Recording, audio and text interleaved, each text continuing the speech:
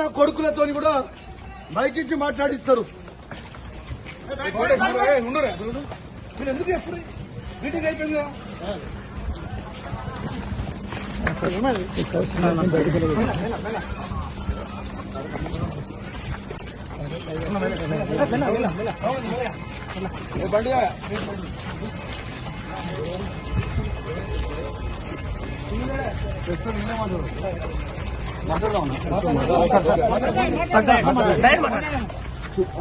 ఇవాళ కరీంనగర్ జిల్లాలో రైతులకి రైతు భరోసా 15,000 ఖచ్చితంగా మీరు ఇయ్యాలి.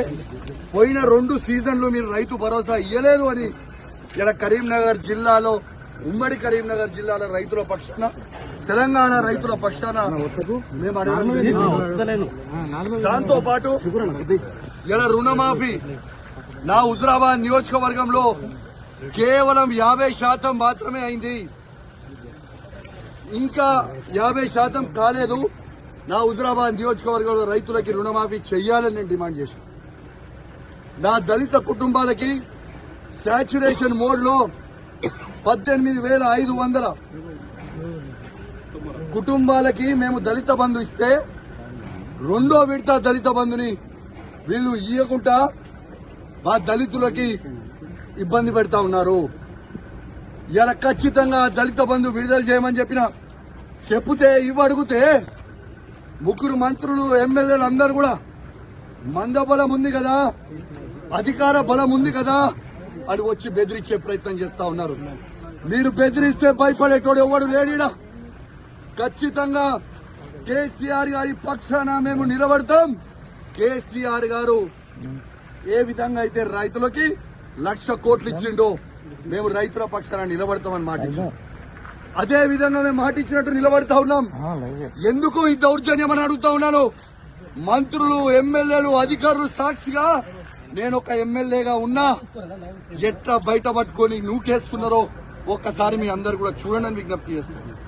ఒక దొంగ అయినా జగిత్యాల ఎమ్మెల్యే డాక్టర్ సంజయ్ ఎట్లయితే అమ్ముడు పోయిండో సిగ్గులేనోడు అమ్ముడు పోయినోడు ఎట్లా అమ్ముడు పోయినవరా అని మేము అడిగితే మైకిచ్చుకొని నువ్వు ఏ పార్టీ అంటే కాంగ్రెస్ పార్టీ అంటూ.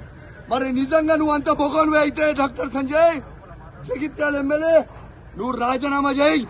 అదే కాంగ్రెస్ బీఫామ్ మీద గెలిచి చూపి చాతగాని దద్దమ్మలాగా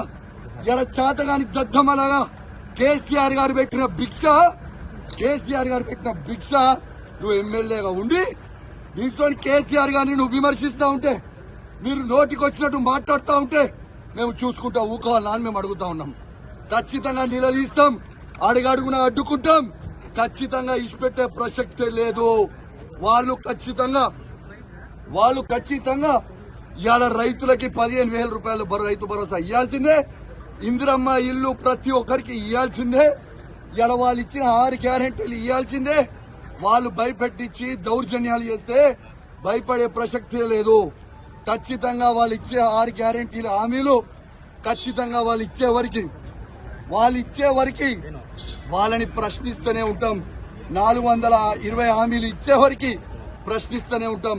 మీరు కేసులు పెట్టి మమ్మల్ని ఇబ్బంది పెట్టి భయపెట్టాలనుకుంటే మీతోని కాదు, మీ తాత జేజమ్మతో కూడా కాదని చెప్పి అధికారులకు కూడా చెప్తా ఉన్నాను, హెచ్చరిస్తా ఉన్నాను. తస్మాత్ జాగ్రత్తగా ఉండుర్రి. మీరు ఇష్టం వచ్చినట్టు మీరు చేస్తా ఉన్నారు. 3 ఏళ్ల తర్వాత మళ్ళా కేసీఆర్ గారు ముఖ్యమంత్రి కాక తప్పదు. ఎవరు కూడా ఇలా ఎక్స్ట్రా చేస్తున్న అధికారులని ఎవరిని కూడా ఇచ్చిపెట్టాం. అది కూడా గుర్తుపెట్టుకోండి అని చెప్తా ఉన్నాం. ఇవాళ మేము కొట్లాడేది ప్రజల పక్షాన. ఇవాళ పోలీసు వాళ్ళని కూడా అడుగుతా ఉన్నాను, మీకు కేసీఆర్ ఏం తక్కువ చేసిండమ్మా? మీకు అద్భుతమైన ఫార్చునర్ ఇచ్చిండు, అద్భుతమైన ఇన్నోవాలు ఇచ్చిండు, 5 స్టార్ పోలీస్ స్టేషన్లు చేసిండు, మీ జీతాలు పెంచిండు. ఇవన్నీ మర్చిపోయిరా?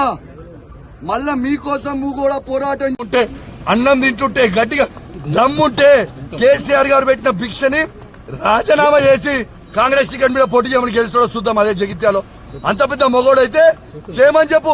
కేసీఆర్ గారికి ఇచ్చిన భిక్షకి సిగ్గు లేకుండా ఇంకా వచ్చి స్టేజ్ మీద కూర్చొని సిగ్గు శరం లజ్జ మానం ఉందా ఆయనకు? అసలు అన్నం తింటున్నా పెండ తింటున్నా. ఆయన ఒక్కనే కాదు, ఉన్న 10 మంది ఎమ్మెల్యేలు కూడా రాబోయే కాలంలో ఎక్కడ కూడా తిరగనీయం. ఇదే విధంగా అడ్డుకుంటాం. నీకు దమ్ముంటే వాళ్ళు మొగోళ్ళే అయితే వాళ్ళని రాజీనామా చేయమని చెప్పు. కేసీఆర్ గారు పెట్టిన భిక్ష అది. రాజీనామా చేయమని.